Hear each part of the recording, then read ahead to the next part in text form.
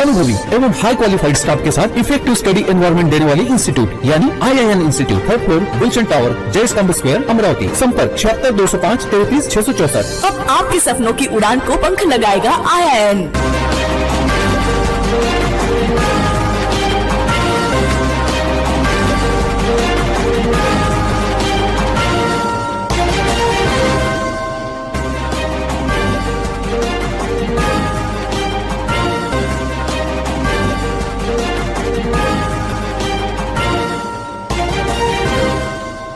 रतनगंज निवासी गोलू उर्फ निशांत उसरटे याचा निर्गुण खून झाला। त्याच्या खुनाने आधीच रतनगंज वासियांमध्ये शोक संताप होता। त्यामध्ये भर पडली ती पोलिसांच्या विशेष पोलीस पथकाच्या प्रेस नोटची। या प्रेस नोट मध्ये पोलिसांनी आरोपी योगेश गरुड याला अकोल्यातून पकडले। तो अहमदाबादला पळून जाण्याच्या तयारीत होता अशी माहिती दिली। शिवाय या प्रेस नोट मध्ये अशी माहिती समोर आली की हा खून प्रेम प्रकरणातून झाला असल्याची कबुली सुद्धा योगेश गरुडने दिली। ही वृत्त प्रसारित होताच मृतकाच्या नातेवाईकांमध्ये संताप निर्माण झाला। यावर पोलिसांच्या बाजूने स्पष्टीकरण देण्यात आलंय। शहर कोतवालीचे PI कोटनाके यांनी विशेष पोलीस पथकाने दिलेली ही प्रेस नोट चुकीची असल्याचं स्पष्ट केलंय। खरोखरच पोलिसांकडून चूक झाली की पोलीस दबावात आहेत? रतनगंज निवासी गोलू उर्फ निशांत उसरटे यांचा मारेकरी योगेश गरुड याला पोलिसांनी अकोल्यातून जेरबंद केलंय। याविषयीची प्रेस नोट पोलिसांच्या विशेष पथकाने जारी केली आहे। यामध्ये योगेश गरुड हा अकोल्यातून अहमदाबादला पळून जाण्याच्या तयारीत होता व योगेशने हा खून प्रेम प्रकरणातून केल्याची कबुली दिल्याचं या विशेष पोलीस पथकाच्या प्रेस नोटमधून नमूद करण्यात आलंय। निशांत उसरटेचा निर्गुण हत्या झाली आहे। त्याच्या खुनाने आधीच रतनगंज वासियांमध्ये शोकसंताप होता। त्यामध्ये भर पडली ती पोलिसांच्या विशेष पोलीस पथकाच्या प्रेस नोटची। हे वृत्त प्रसारित होताच मृतकाच्या नातेवाईकांमध्ये संताप निर्माण झालाय। यावर पोलिसांच्या बाजूने स्पष्टीकरण देण्यात आलंय। पोरानं काय जळण होतं काय होतं किंवा कोणा इतर कास्टवाल्या लोकांना त्याला सुपारी दिली होती, त्या मुलानं ह्या मुलाची हत्या एक प्लॅन मर्डर म्हणून केलेला आहे। हा मर्डर काही मामूली मर्डर नाही आहे किंवा 100 रुपयासाठी केलेला मर्डर नाही आहे। हा मर्डर आहे, हा प्लॅन मर्डर आहे। याची सरकारनं तरतूद करावी, पूर्ण खोज करावी आणि त्या मुलाला न्याय मिळवून द्यावा। जर न्याय मिळवून देत नसन तर आम्ही चौकामध्ये सगळ्या लेडीजनी माझ्या सोबतच्या घेऊन तिथं श्रद्धांजली भर चौकात आणि रोडवर बसून सन्या आम्ही ह्या गोष्टीचा एक झेंडा घेऊन सन्या तिथं बसलो राहू। चाहे गव्हर्नमेंटने आमच्या लेडीजला दंडे बसवले तरीही आम्हाला चालन। तरी याला जर न्याय मिळत असेल तर आम्ही पुढाकार घेऊ आणि ह्या सिटी न्यूज वाला जो कोणी आहे, जो गलत न्यूज देत आहे, त्याला या सरकारने कडक करावे की हे मेसेज गलत देत आहे तुम्ही समाजाला। त्याच्यानं पब्लिक आणि आमचे जेंट्स आणि लेडीज हे खवळत आहे का ह्या पोराले कशी काय लोक बदनामी करत आहे बा म्हणून। मुलगी कोणाच्या समोर हे मुलगी जे कोण आहे ते समोर आणून द्या। त्या लेडीजला आम्ही विचारतो का बाई तू असे मेसेज का फैलवत आहे आणि काय या मुलाला बदनाम करून तुला काय मिळत आहे। शहर कोतवालीचे PI कोटनाके यांनी विशेष पोलीस पथकाने दिलेली ही प्रेस नोट चुकीची असल्याचं स्पष्ट केलंय। दिनांक 15/10/2024 रोजी निशांत उर्फ गोलू उसरटे याच्या खून प्रकरणात पोलिसांकडून जी प्रेस नोट देण्यात आलेली आहे प्रेम प्रकरणा संबंधाने ती चुकीने देण्यात आलेली आहे। त्यामुळे प्रसार माध्यमांनी याची दखल घेण्यात यावी। त्यामध्ये पैशाहून वाद झाला आणि त्याच्यात हा खून प्रकरण झालेला आहे। कृपया याबाबत प्रसार माध्यमांनी याबाबत प्रसिद्धी देण्यात यावी। खरोखरच पोलिसांकडून चूक झाली की पोलीस दबावात आहे? नातेवाईकांचा संताप पाहून पोलीस दबावात आले का? सगळी शहानिशा झाल्यावरच पोलिसांची प्रेस नोट जारी होते। या प्रेस नोटवर प्रसार माध्यमांचा व सामान्य माणसांचा विश्वास असतो। पोलिसांकडून एवढी मोठी चूक झाली कशी? गेल्या मंगळवारी सकाळी बडनेरा रेल्वे स्टेशन परिसरातील पाण्याच्या टाकीजवळ एका अज्ञात महिलेचा नग्न अवस्थेत मृतदेह आढळून आल्याने एकच खळबळ उडाली होती। महिलेच्या अंगावर खुनांच्या जखमा आढळून आल्याने परिसरात शंकेला पेव फुटले होते। या प्रकरणात बडनेरा पोलिसांनी पंचनामा करून मृतकाचे शवविच्छेदन करण्याकरिता जिल्हा सामान्य रुग्णालयात पाठवण्यात आले होते। पोलिसांनी या घटनेत वेगवेगळ्या दिशेने तपास केला। मृतक महिला कोण, कुठे राहते याचा अनेक दिवसापासून शोध घेतला, मात्र मृतक महिलेचा अद्यापर्यंतही कोणताच तपास लागू शकला नाही. महिलेची हत्या करण्यात आली होती का याच्या शोधात सुद्धा पोलीस असताना अखेर 16 ऑक्टोबरला या प्रकरणात खुनाचा गुन्हा दाखल करण्यात आला. या प्रकरणात पोलिसांनी बडनेरा जुनी वस्ती परिसरात राहणारा 34 वर्षीय चंद्रशेखर नारायण विंचुरकर याला ताब्यात घेतले आहेत. या प्रकरणात दुसऱ्या आरोपीच्या शोधात सुद्धा पोलीस आता लागले आहेत. बडनेरा पोलिसांकडून मिळालेल्या माहितीनुसार मृतक महिलेसह दोन्ही आरोपी आधी दारूचे सेवन केले होते. अशात काही वेळाने त्यांचे वाद निर्माण होऊन हाणामारीत रूपांतर झाले होते. आरोपींनी विटाने मृतक महिलेला मारहाण करून तिची हत्या केली होती, अशी माहिती यावेळी स्पष्ट करण्यात आली आहे. या प्रकरणात बडनेरा पोलीस दुसऱ्या आरोपीच्या शोधात आता लागले आहेत. अमरावती दर्यापूर राज्यमार्गावर कार आणि दुचाकीत भीषण अपघात घडल्याची धक्कादायक घटना 16 ऑक्टोबर रोजी सायंकाळी 7 वाजताच्या सुमारास घडली आहे. अनिमेश मनोहर सूर्यकांत सुनी राहणार दर्यापूर असे दुचाकी चालकाचे नाव आहे. जखमींच्या मदतीला तात्काळ नागरिकांसह आरटीओ विभागाच्या अधिकाऱ्यांनी धाव घेतली आहे. गंभीर जखमी झालेल्या दुचाकी चालकाला उपचाराकरिता जिल्हा सामान्य रुग्णालय अमरावती येथे दाखल करण्यात आले. या घटनेची माहिती मिळताच वलगाव पोलिसांनी घटनास्थळी धाव घेतली. पोलिसांनी घटनास्थळी पंचनामा करून तपास कामाला वलगाव पोलिसांनी सुरुवात केली आहे. रतन इंडिया औष्णिक ऊर्जा वीज प्रकल्पातून राखेची वाहतूक करणाऱ्या वाहनांची आरटीओ विभागाकडून तपासणी मोहीम राबवण्यात आली. या मोहिमेअंतर्गत मोटार वाहन कायद्याचं उल्लंघन करणाऱ्या 11 वाहनांना 6,10,000चा दंड प्रादेशिक परिवहन कार्यालयाकडून ठोठावण्यात आला. गेल्या 2 दिवसांपासून आरटीओकडून विशेष मोहीम राबवण्यात आली. या अंतर्गत रतन इंडिया ऊर्जा प्रकल्पातून निघणाऱ्या प्रत्येक वाहनाची तपासणी करण्यात आली. यामध्ये राखेची वाहतूक करणाऱ्या 11 वाहनांवर मोटार वाहन कायद्याच्या विविध कलमान्वये कार्यवाही करण्यात आली. त्यांच्याकडून 6,10,000 रुपये दंड वसूल करण्यात आला. मी सत्यजित किशोरसिंग राठोड, भारतीय जनता पार्टी जिल्हा मंत्री. नांदगावपेठ येथील रतन इंडिया पॉवर प्लांट जवळ राखाडची ओव्हरलोड वाहतूक आमच्या गावावरून जात होती.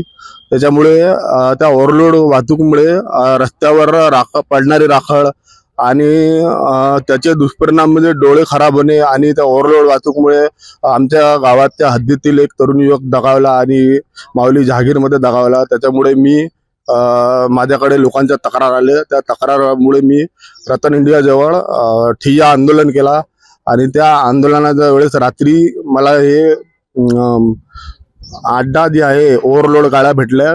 ते आरटीओ प्रशासन जे आहे प्रादेशिक परिवहन विभाग यांच्या मदतीने हे आम्ही पकडलेलं आहे आणि हे ओव्हरलोड वाहतूक हे जे आहे हे गाड्या हे पूर्णतः आता आरटीओ विभागाकडे देऊन त्यांना कारवाई करण्यास सांगितलेलं आहे. प्रादेशिक परिवहन अधिकारी उर्मिला पवार, उपप्रादेशिक परिवहन अधिकारी प्रशांत देशमुख यांच्या मार्गदर्शनात मोटार वाहन निरीक्षक प्रताप राऊत, प्रमोद सरोदे, सहाय्यक मोटार वाहन निरीक्षक शिवप्रसाद मवाळ, राहुल मुडे, कृष्णा नेवारे, वाहन चालक मोहम्मद अतहर, रितेश मेश्राम, अमोल गावनेर यांनी ही कारवाई केली.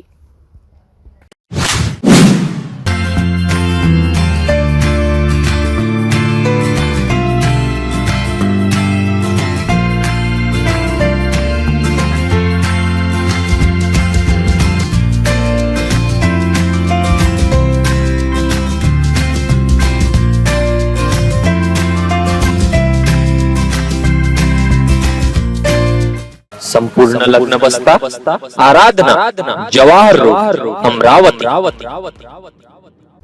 अमरावती शहराच्या विकासाला बळकटी, गती व नवी दिशा देण्याकरता एक विजन व नियोजित कृती कार्यक्रम घेऊन अमरावती विधानसभा मतदारसंघाचे आमदार सुलभा खोडके या येत्या 20 नोव्हेंबर रोजी होऊ घातलेल्या अमरावती विधानसभेच्या निवडणुकीच्या रिंगणात उतरले आहेत. या निवडणुकीत जनतेची बहुमोल साथ व आशीर्वाद लाभावे म्हणून सुलभा खोडके यांनी मतदारसंघात झंझावाती जन आशीर्वाद यात्रा सुरू केली आहे. बुधवार 16 ऑक्टोबर रोजी सायंकाळी जवाहरनगर त्रिमूर्ती भक्तिधाम मंदिर येथून आमदार सुलभा खोडके यांच्या जन आशीर्वाद यात्रेला सुरुवात झाली. सर्वप्रथम फटाक्याच्या आतिषबाजीत व ढोल ताशांच्या गजरात सुलभा खोडके यांचं स्वागत करण्यात आलं.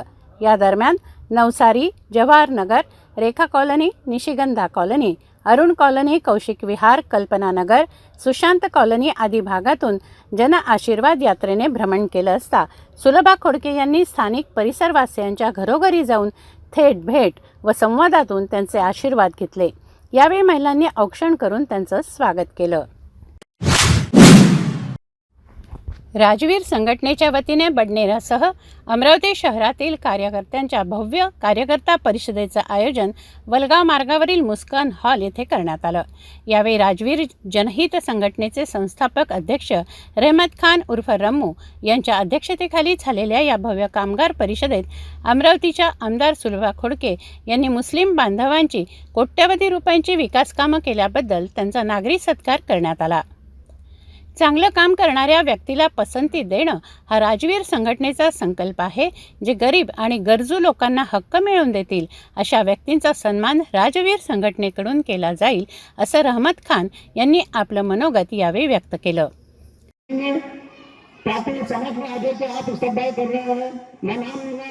माननीय सुलभाताई खोडके आमदार, उनका राजवीर संगठन के समस्त कार्यकर्ता और पदाधिकारी और युवा पुरुष और बुजुर्गों के तरफ से स्वागत किया जाता है। हाथ उठाकर के समर्थन करें। 26 तारीख को यहाँ पर उप मुख्यमंत्री साहब अजित पवार साहब लालखड़ी दौरे पर आए थे। वो दौरे पे आने के बाद जब हमारा शिष्टमंडल उनसे मिला, सब गवाह है, कितने लोग थे अपन हाथ उठा के बताया, कौन मिले? ये सब लोग हम वहाँ जाकर के मिले माशाल्लाह, और उनको जब निवेदन दिया तो ये कर कमाल मैंने आपको पहले बताया कि ये जो काम हुआ, जो हमको उप मुख्यमंत्री साहब से मिलाने का काम किया गया, तो माननीय आमदार सुलभाताई खोडके, माननीय संजय जी खोडके साहब, राष्ट्रवादी कांग्रेस के प्रदेश उपाध्यक्ष, राष्ट्रवादी कांग्रेस के अल्पसंख्यक विभाग के अध्यक्ष सनाभाई थे, इनकी वजह से और उनके युवा पाटबाज नेतृत्व चला, उनके चिरंजीवी के इन्होंने काफी अच्छा प्रयत्न किया था, कोशिश की थी कि आपका काम हो जाना चाहिए। यावेळी आमदार सुलभा खोडके यांनी सुद्धा आपलं मनोगत व्यक्त केलं। हमारे घर में आ रहे, वो हमारा घर का क्या होगा? कभी दादाजी वहाँ पे फोन लगाया, यहाँ पे मुझे पांडे मैडम दादी आयुक्त थी, उनका बोला, कलेक्टर साहब थे, उनका बोला कि इनका पहले करो फिर रास्ता बनाओ। और अभी मुझे पता चला कि अधिकारी आयुक्त मैडम ने यहाँ पे आपको स्वीकृति दी है, आपके घर से जाएंगे, उनको घर मिलेगा, ये मेरा वादा है। क्योंकि घर छोड़ना हमारा मकसद नहीं है, जिसका घर जाएगा कि रास्ता भी महत्व का है, रास्ता होना चाहिए, लेकिन जिसका घर जाएगा उसको घर मिलेगा, जगह मिलेगा, ये मेरा वादा है।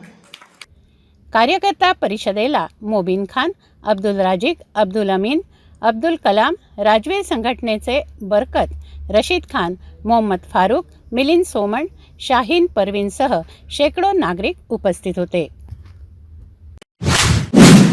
परतवाडा ते धारणी खंडवा जाणाऱ्या खासगी बसचा अपघात झाला। या अपघातात नागरिकांसह महिला डॉक्टरचा मृत्यू झालाय। या प्रकरणात शिवसेना शहर प्रमुख उबाटा गटाचे प्रवीण हरमकर यांनी सार्वजनिक बांधकाम विभागाशी पत्रव्यवहार केला। या रस्त्यावर झेब्रा क्रॉसिंगचे पट्टे किंवा पांढऱ्या कलरचे पट्टे न लावल्यामुळे हा अपघात झालाय। याची पडताळणी करण्यात यावी व संपूर्ण माहिती देण्यात यावी अशी मागणी करण्यात आली। या संदर्भात प्रवीण हरमकर यांनी पत्रकार परिषदेत माहिती दिली आहे। अमरावती धारणी जी गाडी चलते शेमॅडो मार्ग, शेमॅडोमध्ये जो ॲक्सिडेंट झाला होता त्यामध्ये 5-6 लोक मृत्यू पावले, अनेक लोक जखमी झाले होते।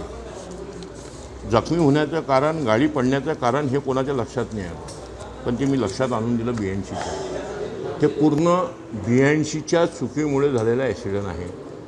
त्या रोडवर छोटे पूल तर आहेच आहे, पण जी संरक्षण भिंत असते ती किमान 3 ते 3.5 फुटाची असली पाहिजे, पण ती भिंत फक्त 4 इंचाची। तेही भिंत 4 इंचाची असून ते गवतात दबलेली। मला तुम्ही सांगा, ते खरंच गाडीवाल्याला दिसेल का? आपल्याला तरी दिसते का?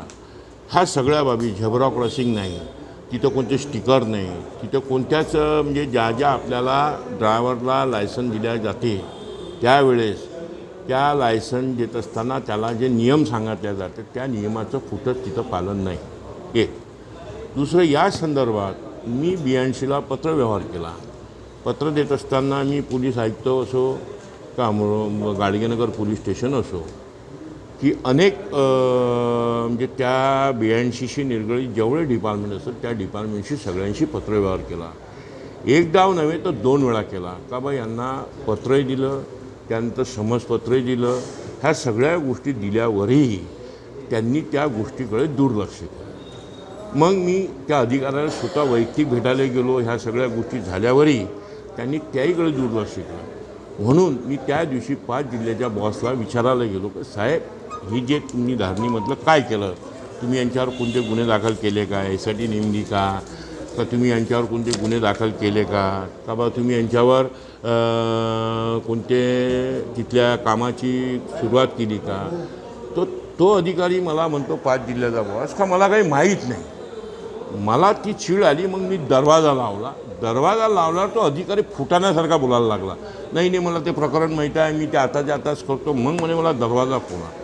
ठीक आहे, माझं म्हणणं एवढं आहे का बा तुम्ही ज्यावेळेस आम्ही लोकांच्या हितासाठीच ते आंदोलन करत असतो, कोणत्या आमच्या घरचं आंदोलन नाही. कारण की आम्ही एक गावातले राजकीय लोक असूनसुद्धा एक सामाजिकदृष्ट्या पण काम करतो. आम्हाला त्या गोष्टीत जाणीव आहे. कारण की धारणीमध्ये आज कोणते डॉक्टर जायला तयार नाही. तिथे डॉक्टर जात नाही, पण तरी त्या 2 मुली ज्याच्या पोटात 2 महिन्याचं बाळ ती वारली. 2-3 आदिवासी वारले. मग आदिवासीचा एवढा यांना पुळका आहे, जिल्ह्याच्या लोकांना, शहरातल्या लोकांना, पुऱ्या देशातल्या लोकांना. मग हे त्यांच्या जीव कसा काय घेते 82? मग 82चा अधिकाऱ्याला काही जबाबदारी नाही काय. म्हणून मी त्यांना ह्या पद्धतीमध्ये त्यांना त्या रूममध्ये दाबलं. मग सगळ्या यंत्रणा सुरू झाल्या. पण मला दुःख या गोष्टीचं आहे का मी माझ्या घरचं काम नव्हतं, सामाजिकदृष्ट्या काम होतं, लोकांसाठी न्याय मागायला गेलो, त्या लोकांचा न्याय घेऊन देण्यासाठी गेलो. तो अधिकारी माझ्या नावाचा रिपोर्ट द्यायला तयार झाला. पोलीस डिपार्टमेंट त्यांना जबरदस्ती म्हणतो का रिपोर्ट दे. आणि एक जो तिथे काळे आहे, हा दलाल आहे मोठा. काळे म्हणून डेप्टी इंजिनियर आहेत होते, तुषार काळे काहीतरी नाव आहे, मला नाव नाही माहीत, पण काळे आडनाव आहे त्याचं. तो अधिकारी मला तुम्ही सांगा, ज्याला डाबलो तो रिपोर्ट द्यायला नाही आला. 4 जिल्ह्याचा बॉस ह्या आला, आपला जोशी साहेब रिपोर्ट द्यायला आले नाही, काळे आला. कारण की काळे तिथली पुरी यंत्रणा चालवते. पुऱ्या जिल्ह्याची यंत्रणा, काम कोणाला देणं कोणाला नाही देणं, ह्या सगळ्या बाबी मी माहिती काढली. पण ज्यावेळेस अधिकारी जोशी यांना मी दाबलं त्यावेळेस मला CP साहेबाचा फोन जोशी साहेबांनी दिला. CP साहेबांचं मला म्हणायचं काम एवढं होतं की साहेब, प्रवीणजी तुम्हाला आंदोलन करायचा अधिकार आहे, पण तुम्ही कोणत्या पद्धतीने केलं पाहिजे, कसं केलं पाहिजे याची माहिती घेतली पाहिजे. मला त्यांचं जे बोलणं आहे ते पटलं नाही. त्यांनी मला नाही आत्ताच्या आता सोडा. तर मी काही त्याला बांधून नव्हतं ठुलं काय, कोणतं काळा फासलं नव्हतं का, कधी मारलं नव्हतं. फक्त दरवाजा लावला होता. दरवाजा खोलू शकत होता का, त्याला तालाही नव्हता मारला. पण यांनी माझ्यावर जोरजबरीने गुन्हा दाखल केला. मला त्याचा द्वेष आहे. आणि शहरात अनेक गोष्टी होऊन राहिल्या, त्याच्याकडे दुर्लक्ष त्यांचं. CB साहेबांना कोणत्याकडे लक्ष दिलं पाहिजे त्या लक्ष न देता भलत्याकडे लक्ष देता येते. शहराचा क्राईम वाढत आहे, अनेक गोष्टी होत आहेत, त्याच्याकडे लक्ष नाही, भलत्याकडे लक्ष देतात. म्हणजे यांचं कसं आहे, मोठे जेवढे अधिकारी असतात एकामेकाच्या टचमध्ये असल्यामुळे यांना वर्दस्त आहे. आजची परिस्थिती अशी आहे की अमरावती शहरातले आयुक्त साहेब, मला असं वाटते का ते पुरं शहराचं राजकारण चालवत आहे. कारण की थेही राजकारणाच्या बळी पडत आहे हे माझ्या लक्षात आहे. अनेक गोष्टी असल्यावरही ते कोणत्याही गोष्टीला मी आजही मला अजून पत्र आलं नाही 82चं काय केलं, कोणती कारवाई केली. त्यांनी अजून काही केलं नाही. तर मी अजूनही याच्याही व्यतिरिक्त कोणते मोठं आंदोलन करेल आणि कोणत्याही पद्धतीचं करेल याची त्यांनी दखल घ्यावी. कशा प्रकारची तक्रार दाखल केली होती आपल्या विरोधात फिर्यादीने? हां, माझ्या विरोधात त्यांनी तक्रार अशी दाखल केली आहे का यांनी मला दाबून म्हणजे दरवाजा लावून ठेवला, एवढीच तक्रार दाखल होती. पण त्यांनी अनेक गुन्हे त्याच्यामध्ये लावल्या. या पत्रकार परिषदेला शिवसेना उभाटा गटाचे प्रवीण हरमकर, आशिष धर्माडे, आनंद राठी, रुपेश एलकर, संदीप माणेकर, गोविंद दायमा हे उपस्थित होते. श्री शिवाजी शिक्षण संस्थेतर्फे यावर्षीपासून शारदाबाई पवार उत्कृष्ट महिला शेतकरी पुरस्कार देण्यात येतो आहे. शरद पवार यांच्या मातोश्री शारदाबाई यांच्या स्मृतिप्रित्यर्थ हा पुरस्कार आहे, अशी माहिती श्री शिवाजी शिक्षण संस्थेचे अध्यक्ष हर्षवर्धन देशमुख यांनी पत्रकार परिषदेत दिली. शारदाबाई पवार उत्कृष्ट महिला शेतकरी पुरस्कार हा या वर्षीपासून संस्थेच्या मार्फत सुरू करतोय. या पुरस्काराची रक्कम माननीय शरद पवार साहेब यांनी उपलब्ध करून दिलेली आहे आणि हा पुरस्कार त्यांच्या आईच्या नावाने देण्यात यावा असं त्यांनी सूचित केलेलं आहे. त्याप्रमाणे या पुरस्कारासाठी पात्र महिलांची निवड करण्याकरता अर्ज ऑनलाईन आणि ऑफलाईन दोन्ही पद्धतीने कृषी महाविद्यालय अमरावती इथं नागपूर रोड इथं पाठवावे अशा प्रकारची विनंती आहे. या पुरस्कारासाठी निवड करण्यासाठी संस्थेने एक समिती गठीत केलेली आहे.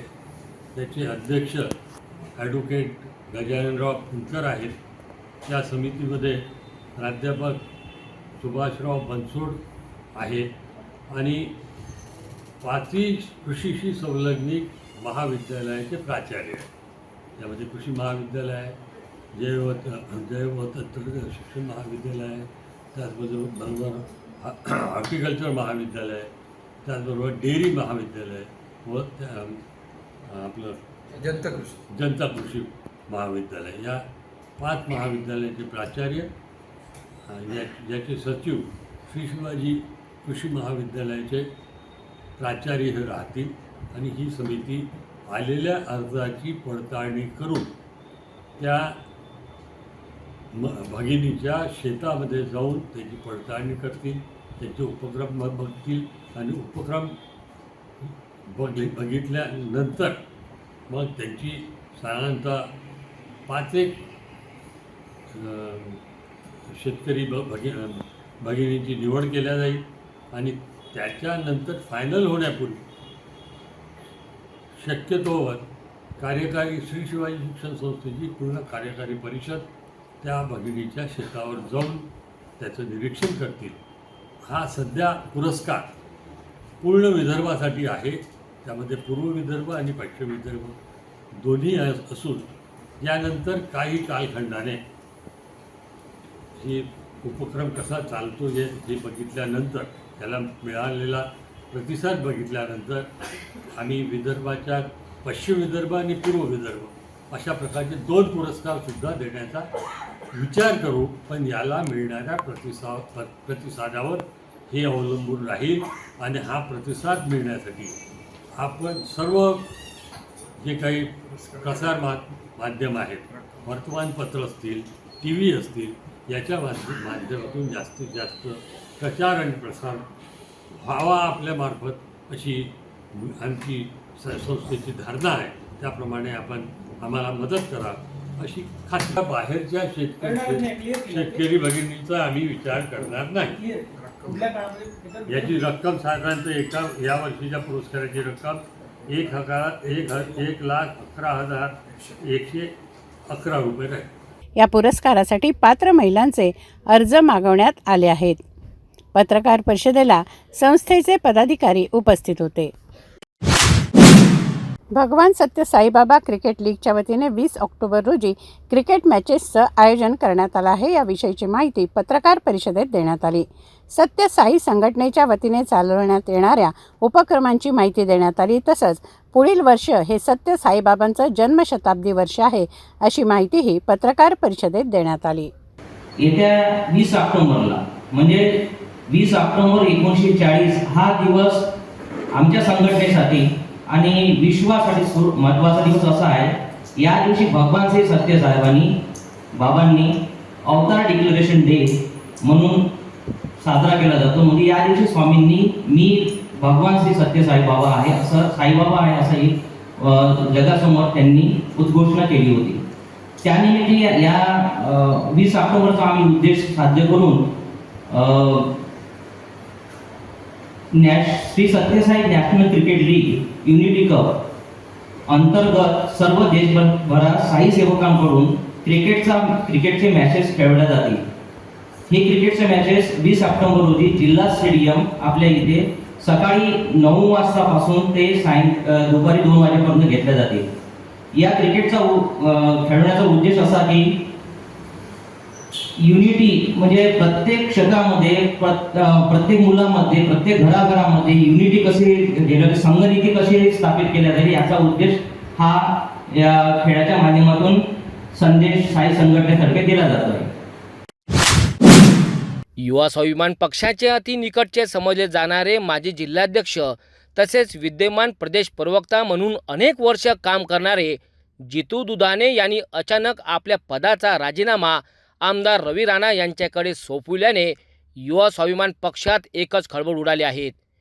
ऐन विधानसभा निवडणुकीच्या तोंडावर जितू दुधाणे यांनी आपल्या पदाचा राजीनामा का दिला यावर आता चर्चेला चांगलेच उधाण आले आहेत. जितू दुधाणे यांनी आपल्या राजीनाम्यात 17 वर्ष पक्षाचे काम दिवस रात्र केल्याचे स्पष्ट केले आहेत. तिन्ही झालेल्या विधानसभा यासोबतच 2 लोकसभेचे सुद्धा भाजपा नेत्या नवनीत राणा यांच्यासह आमदार रवी राणा यांच्या प्रचाराचे सुद्धा प्रामाणिकपणे काम केल्याचे स्पष्ट केले आहेत. आता मात्र पक्षात माझी घुसमट होत आहेत, त्यामुळे माझा राजीनामा स्वीकार करावा अशी विनंती सुद्धा आपल्या राजीनाम्यात जितू दुधाणे यांनी केले आहेत. अतिशय भावनिक शब्दांकन जितू दुधाणे यांनी आपल्या राजीनाम्यात केले आहेत. विधानसभा निवडणुकीच्या तोंडावर जितू दुधाणे यांनी अचानक आपल्या पदाचा राजीनामा का दिला यावर आता शंका व्यक्त केल्या जात आहेत. घर का सारा फर्नीचर दीमकों और सीलन से बस 1 साल में खराब हो गया है, कोई बात नहीं. अब आपके घर की खूबसूरती बढ़ाने के लिए अम्बा मॉड्यूलर लाया है डेकोर प्लास्ट से निर्मित यूपीवीसी मटेरियल में घर के सभी फर्नीचर, वो भी जल रोधक, दीमक प्रूफ, गुणवत्ता पूर्ण, अग्निरोधी, पर्यावरण के अनुकूल, किफायती और 17 साल के वारंटी के साथ. मॉड्यूलर किचन, वार्डरोब, बेड, मंदिर, अलमारी, TV unit, study table, sliding अलमारी, ऑफिस फर्नीचर और अन्य सभी अब बनाइए आपके हिसाब से. फ्री विजिट और फर्नीचर डिजाइन के लिए आज ही विजिट करें अम्बा मॉड्यूलर, गोंड बाबा मंदिर के पास, MIDC से दस्तूर नगर रोड, अमरावती. डेकोर प्लास्ट के साथ एक कदम आगे. 41 मेळघाट विधानसभा मतदारसंघातील निवडणुकीची तयारी प्रशासनाने केली आहे. याविषयीची माहिती पत्रकार परिषदेत देण्यात आली. मतदार जागृती अभियान राबवण्यात येत आहे याची माहिती धारणी उपविभागीय अधिकारी रौंदाळकर यांनी दिली. तहसीलदार प्रदीप शेवाळे यांच्या मार्गदर्शनाखाली राबवण्यात येत असलेल्या धारणी तालुक्यातील प्रत्येक गावात व गावातील सर्व पोलिंग बूथ तसंच मध्य प्रदेशातील बॉर्डरबद्दल संपूर्ण माहिती पत्रकार परिषदेत देण्यात आली.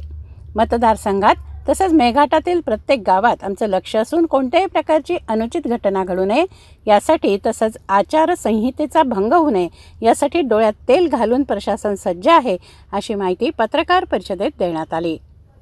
41 मेळघाट विधानसभा मतदारसंघासाठी इलेक्शन्स अनाऊन्स झालेले आहेत आणि नामनिर्देशन प्रक्रिया आपण 22 तारखेपासून सुरू करणार. SDO ऑफिस धारणीमध्ये नामनिर्देशन कक्ष स्थापित केलेला असणार. मतदाराची नियोजन आमच्याकडून असं केलेलं आहे की स्ट्रॉंग रूम आणि जे रिसिव्हिंग डिस्पॅच होईल हे नवीन प्रशासकीय इमारत इथून होईल.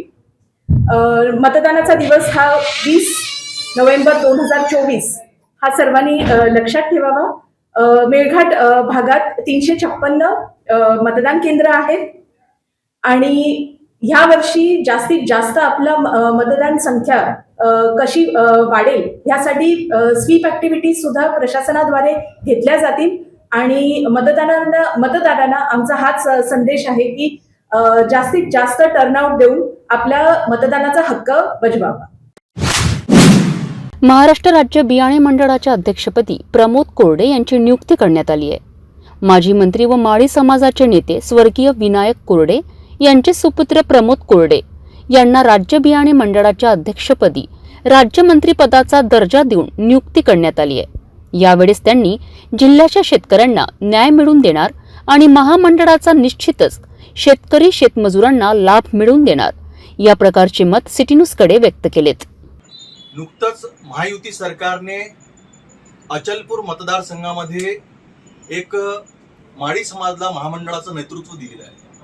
स्वर्गीय विनायकदादा कोरडे जे माजी मंत्री होते, माळी समाजाचे नेते होते आणि त्यांचे सुपुत्र प्रमोदराव कोरडे यांना महाराष्ट्र राज्य बियाणे मंडळाचं महामंडळाचं पद नुकतंच देण्यात आलेलं आहे. आपल्याला पहिले शुभेच्छा हो. एकूणच शेतकऱ्यांसाठी आणि शेतकऱ्यांच्या हितासाठी या महामंडळाचा उपयोग कसा, काय आपल्या प्रतिक्रिया सुरू? आज तर मी सर्वात पहिल्यांदा आमचे नेते उपमुख्यमंत्री देवेंद्रजी फडणवीस यांचं मी खूप खूप शतशः ऋणी आहे. त्यांनी मला आज अध्यक्षपदाचा मान देऊन सामान्य कार्यकर्त्याला जो एक मान दिला त्याबद्दल मी त्यांचा खूप खूप आभारी आहे. आणि आमचे जिल्हाध्यक्ष राज्यसभेचे खासदार डॉक्टर गुंडे आणि आमचे मित्र आमदार रविभाऊ राणा यांनी सर्वांनी अथक परिश्रम करून माझ्यासाठी प्रयत्न केले आणि एक सर्वसामान्य कार्यकर्त्याला न्याय दिला. मी सर्वसामान्य कुटुंबातला असून मी शेतकऱ्यांच्या हिताच्या बाजूनं जे काही माझ्या परीनं करता येईल, देवेंद्रजी आमचे नेते यांच्या सल्ल्यानं जे काही शेतकऱ्यांसाठी करता येईल तेवढा मी पूर्ण प्रयत्न करेन. एकूणच आपल्याला ज्या प्रकारे हे पद मिळाले, राज्यमंत्री पदाचा दर्जा असलेला हा महामंडळाचं पद आहे, याचा अचलपूर मतदारसंघात आणि जिल्ह्याच्या जनतेला कसा लाभ होईल? या पदाचा जेवढा जास्तीत जास्त आपल्याला कास्तकारांसाठी फायदा करता येईल तेवढा आपण करू आणि सामान्य जनतेसाठी न्याय देऊ, एवढंच माझं म्हणणं आहे. 20 वर्षापासून अचलपूरमध्ये अपक्ष आमदार निवडून येतोय आणि भाजपाला नेतृत्व निर्माण नाही होत आहे. दिवंगत नेते स्वर्गीय विनायकदादा कोरडे गेल्यानंतर इथे नेतृत्व निर्माण नाही झालं, यावर आपल्या काय प्रतिक्रिया? आता नेतृत्व निर्माण नाही झालं याला कोणाचाही दोष नाही आहे. आता शेवटी अपक्ष आमदार आले निवडून, ते त्यांच्या कर्तृत्वाने नाही आलं. राजकारणामध्ये प्रत्येकाचा मित्र असतो, दुश्मनी असते. ते एकमेकाला पाडापाडीच्या राजकारणामध्ये 4ही टर्म अपक्ष आमदाराला त्याचा फायदा मिळाला, एवढंच मी बोलू शकतो. यावेळेस काय स्थिती आहे? आता यावेळेस सुद्धा तिथं आम्ही भाजपचा उमेदवार उभं करणार आहोत आणि तो उमेदवार आम्ही निवडून आणू याची मी शाश्वती देतो. आपल्यासोबत होते प्रमोदराव कोरडे, ज्यांना नुकतंच महामंडळाचं पद मिळालेलं आहे आणि यांनी स्वतः देवेंद्र फडणवीस आणि वडनेराचे आमदार रवी राणा यांचे स्वतः आभार मानलेले आहे आणि निश्चितच कास्तकारांना न्याय मिळवून देण्यासाठी काम करू या प्रकारचं मत व्यक्त केलं आहे. मी कॅमेरा पर्सन मोनीसोबत Nitesh Killedar, city news, Amravati. Sundarabai Gopal Swami boys and girls school junior college and HSC civil lines Paratwada येथे आज भारत मातेचे सुपुत्र, थोर शास्त्रज्ञ, थोर संशोधक, त्याचप्रमाणे विद्यार्थीप्रिय, आदर्श प्राध्यापक, आदर्श शिक्षक आणि या देशाचे माजी राष्ट्रपती भारतरत्न डॉक्टर APJ अब्दुल कलाम यांची जयंती साजरी करण्यात आली आहे. जयंतीनिमित्त कार्यक्रम घेण्यात आला. या कार्यक्रमाचा योगायोग असा आहे की अचलपूर परतवाडा नगरातले एक महान वैज्ञानिक राहिलेले डॉक्टर प्रभाकरराव चावरे यांचे 9 ऑक्टोबरला दुःखद निधन झालंय. भारत मातेच्या वैज्ञानिकांच्या यादीमध्ये अचलपूरच्या मातीमध्ये जन्मलेला एक महान पुत्राचं नाव आहे. याची कल्पना बऱ्याच जणांना नव्हती. याच विद्यालयाचे माजी विद्यार्थी असलेले पत्रकार नितेश किल्लेदार यांनी ही विशेष माहिती विद्यार्थ्यांना, आम्हा सर्व शिक्षक शिक्षिकांना दिली आहे. त्याच निमित्ताने या अचलपूरच्या भूमीने प्रसवलेला एक महान शास्त्रज्ञ खऱ्या अर्थाने माहिती झालाय आणि त्यांना आज डॉक्टर APJ अब्दुल कलाम यांच्या जयंतीनिमित्त आयोजित अभिवादन कार्यक्रमांमध्ये त्यांच्या कार्याला मानवंदना देण्यात आली आहे. मी Sundarabai Gopal Swami boys and girls high school या विद्या विकास समितीद्वारा संचालित विद्यालय व कनिष्ठ महाविद्यालयाचा प्राचार्य शिवदास रामरावजी अढळ आपण सस्नेह नमस्कार करतो. आज भारत मातेचे थोर सुपुत्र डॉक्टर APJ अब्दुल कलाम यांच्या जयंतीनिमित्त एका आगळ्या वेगळ्या प्रसंगाचा योग आला. तो प्रसंग म्हणजे आपल्या अचलपूर नगरीचे थोर सुपुत्र, जे फारसे ज्ञात नव्हते परंतु त्यांनी मानववंश या शास्त्रामध्ये फार मोठं संशोधन केलं आणि मानवी उत्पत्तीचा इतिहास त्यांनी आपल्या ग्रंथामधून उलगडून दाखवला. त्याकरता त्यांना अनेक पुरस्कार प्राप्त झालेत. असे श्री प्रभाकर गोविंदजी चावरे यांचे दिनांक 9 ऑक्टोबर 2024ला दिल्ली येथे त्यांच्या निवासस्थानी दीर्घ आजारामुळे निधन झाले. त्यांनी केलेल्या संशोधनाबद्दल त्यांना अनेक पुरस्कार प्राप्त झाले. खरोखरच आज श्री निकेतजी किल्लेदार यांच्या माध्यमातून त्यांनाही श्रद्धांजली अर्पित करण्याचा योग आला, हे आमचे परम भाग्य आहे. या अचलपूरच्या भूमीतून अनेक थोर सुपुत्र जन्माला आले. त्यांच्यापैकीच एक असलेले श्री प्रभाकर गोविंदरावजी चावरे यांना चिर शांती लाभो ही ईश्वरचरणी प्रार्थना करतो आणि आपणास शुभेच्छा देतो. धन्यवाद.